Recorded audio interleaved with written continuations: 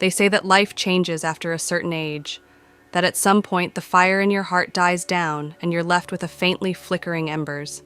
You settle into the rhythm of loneliness, believing that the most exciting parts of your life are behind you. So I thought. My name is Martha Harris, and I am 65 years old. I've spent the last 5 years as a widow, living in a large, aging mansion that feels as empty as my heart has felt for years. There's a kind of peace in the silence, but also a loneliness that wraps around you like a heavy cloak, pulling you deeper into the silence. But all that changed when Samuel came into my life. He was 25, young, passionate, and full of life in a way that reminded me of a version of myself I had long forgotten. I never intended to fall in love with him. In fact, I never thought I could still feel what I ended up feeling.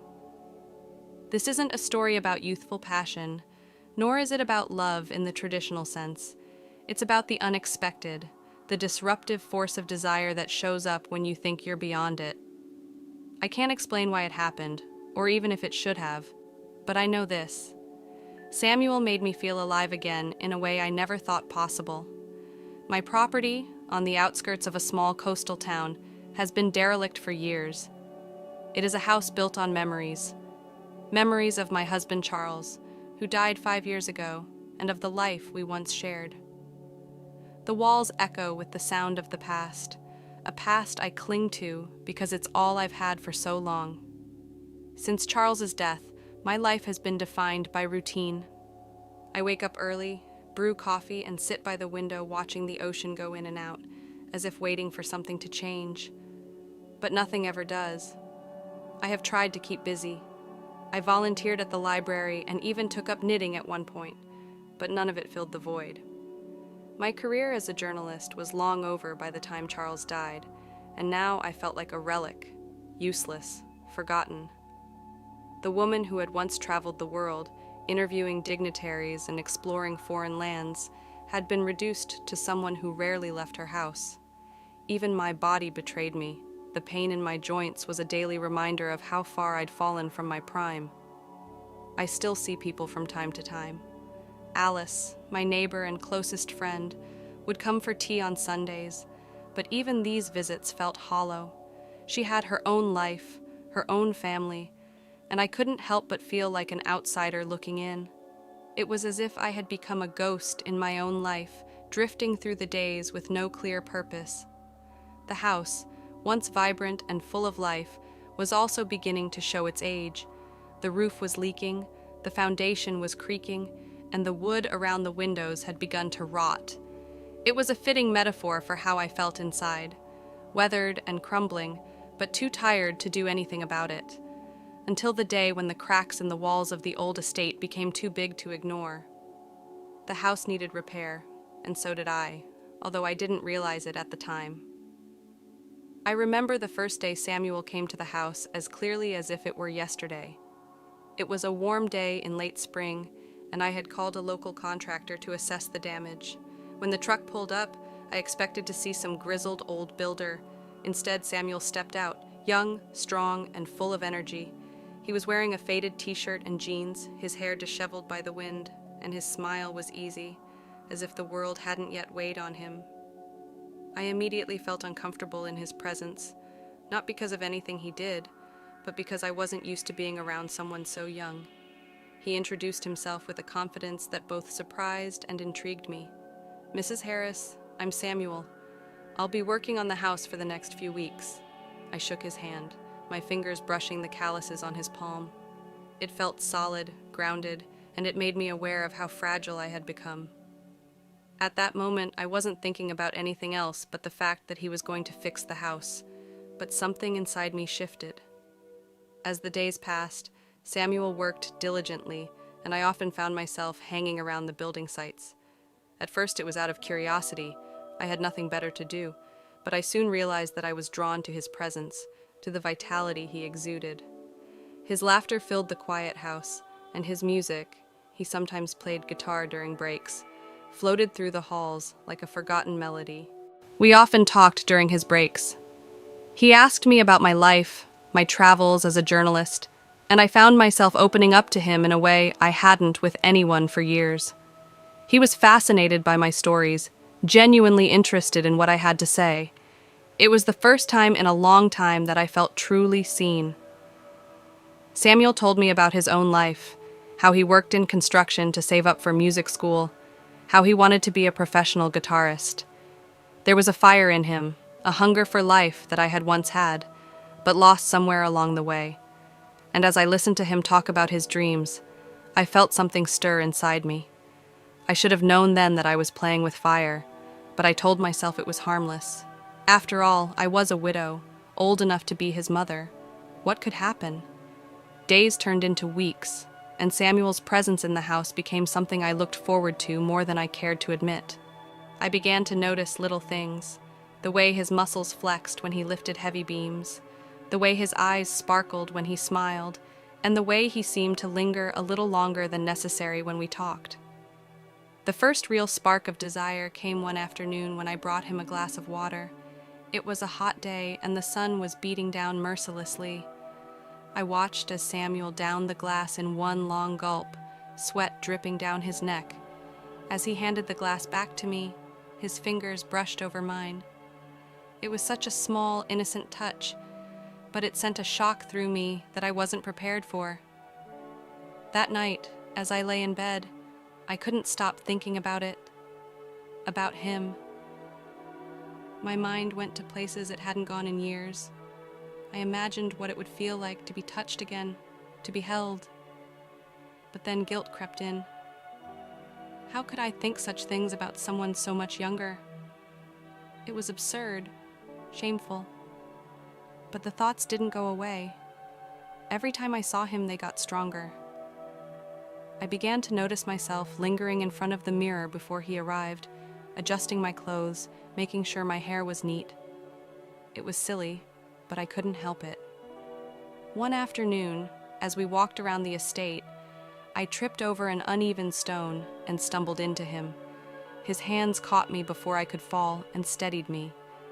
We stood there for a moment, too close, his hands gripping my arms. My breath caught in my throat, and I could feel the heat radiating from his body.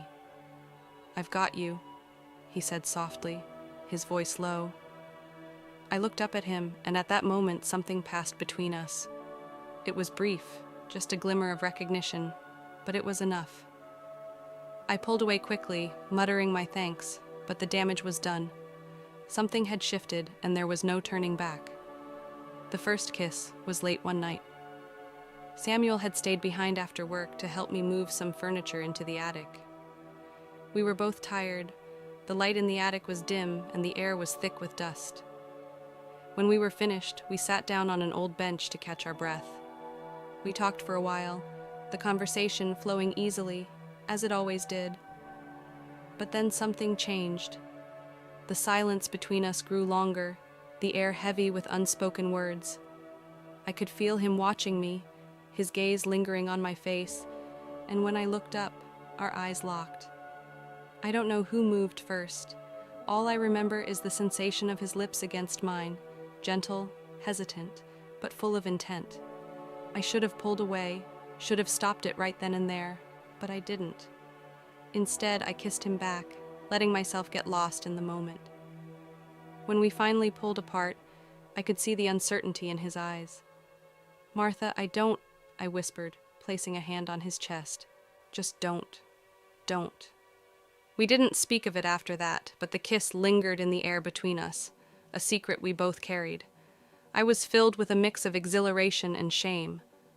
The guilt gnawed at me, but the desire was stronger. I felt alive again in ways I hadn't in years. Over the next few weeks, our encounters became more frequent. We never spoke about what was happening between us, but the physical tension was undeniable. When we were alone, he would kiss me, his touch growing bolder with each passing day. We would find secluded corners of the house to steal moments together, his hands exploring my body with a tenderness that made me forget everything else. But it wasn't just physical. Samuel had awakened something deeper in me, a yearning for connection, for passion, for life. He made me feel like a woman again, not just a widow stuck in the past. I found myself looking forward to his touch, to the way he made me feel desired. Yet, with every stolen moment, the guilt grew. I thought of Charles often, of the life we had built together, and I wondered what he would think if he knew. But I couldn't stop. I didn't want to stop. The affair with Samuel was intoxicating, but it came at a price. The guilt I felt about Charles was only part of it. There was also the fear of being discovered, the knowledge that what I was doing was dangerous, not just for me, but for Samuel, too. Alice, my neighbor, began to notice the changes in me. One afternoon, over tea, she mentioned how alive I seemed lately, how there was a new energy about me. She was curious, of course, and I could see the questions forming in her mind. I brushed them off, telling her that I had just been concentrating on the house and enjoying the renovations. But I could see the doubt in her eyes. She didn't know, of course, but she suspected something, and that suspicion made me paranoid. I began to be more careful around Samuel, making sure we were never seen together outside the house. But it wasn't just Alice. The guilt weighed on me in ways I hadn't expected. Samuel, on the other hand, seemed to be falling deeper into the affair. He stayed longer after work, wanted to spend more time with me, to talk, to touch. He was young, full of passion, and I could tell he was beginning to expect more from me than I was prepared to give. One evening, after a particularly intense moment between us, he asked me if I could ever see a future with him. The question took me by surprise, and I didn't know how to answer it. A future? It was an absurd thought. I was 65, and he was 25. What future could we have? But the look in his eyes told me he meant it. He wanted something more from me, something I wasn't sure I could give. After Samuel's question, things became tense between us.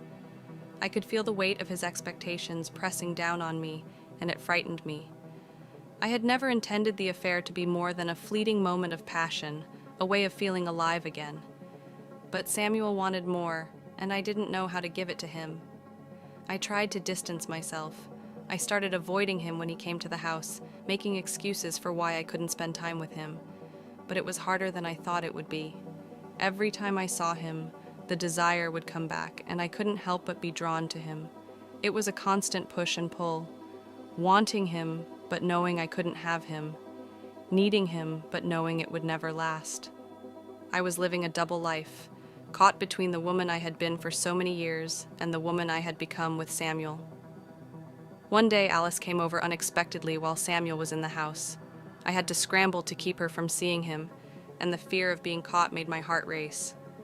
It was close, too close, and it made me realize how dangerous the situation had become. The breaking point came after weeks of tension. Samuel had become frustrated with my distance, and one evening, after another round of excuses from me, he confronted me. He wanted to know what we were doing, what I wanted from him. He was falling in love with me, he said, and he needed to know if I felt the same. His words hit me like a punch in the gut. Love?